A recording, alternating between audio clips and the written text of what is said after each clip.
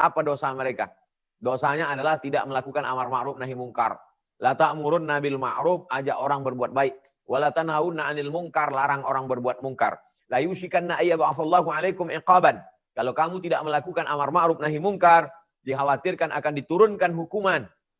Ketika hukuman itu turun, summa tad'unahu, lalu kamu berdoa minta kepada Allah, fala yustajabu lakum, doa kamu tidak dikabulkan Allah. Mengapa terjadi musibah?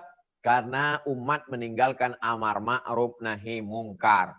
Itu ada hutan ditebang, digundul, illegal logging, hutan diambil. Ya nggak apa-apa, yang penting tidak mengganggu rumah kita. Hutan kan masih jauh dari kota. Ribut mahasiswa unjuk rasa.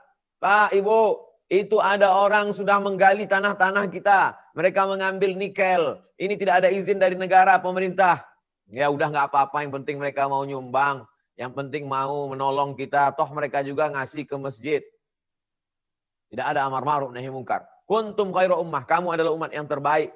Kapan kita disebut umat terbaik? 3 syaratnya. Ta'muruna bil ma'ruf.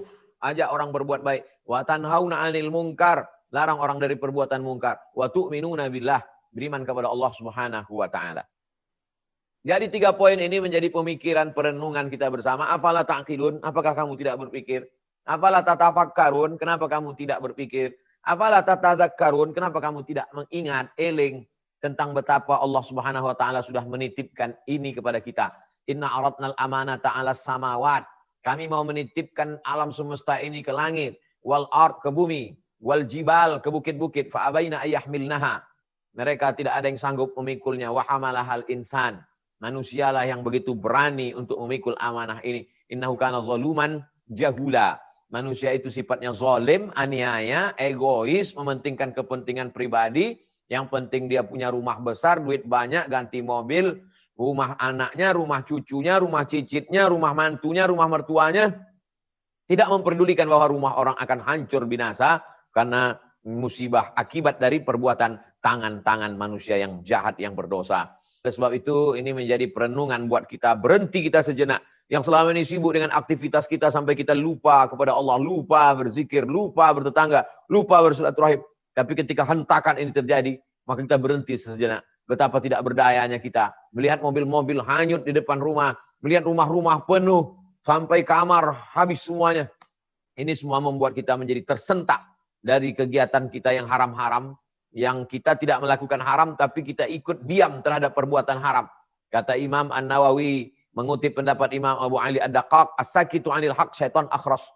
Orang yang diam melihat kemungkaran merajalela, kebenaran diinjak-injak, syaitan akhras. Mereka adalah setan-setan yang bisu. Itulah terjadi seterusnya 1442 tahun sejak hijrahnya Nabi Muhammad SAW.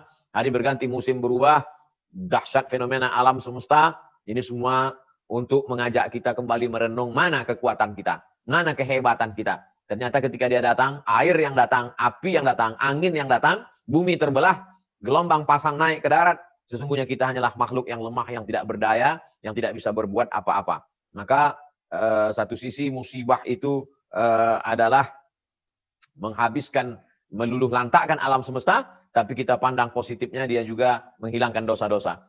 Ma yusibul mu'min min nasabin wala wasabin wala saqamin wala syaukin yastakuha.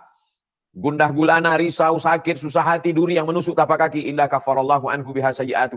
Sesungguhnya dengan itu Allah menghapuskan segala dosa-dosa. Jadi bagi jamaah yang tidak pernah melakukan perbuatan dosa yang efeknya dirasakan oleh orang banyak, maka sesungguhnya husnuzon kepada Allah. Ana, kata Allah dalam hadis kursi, indah husnuzon ni abdi bi. Aku menurut prasangka hambaku kepada aku. Jadi kita husnuzon bahwa ini cara Allah mengampuni kita, menghapuskan dosa-dosa kita. Lalu kita melihat bahwa ujian ini sebagai ujian untuk mengangkat derajat keimanan kepada Allah Subhanahu wa taala.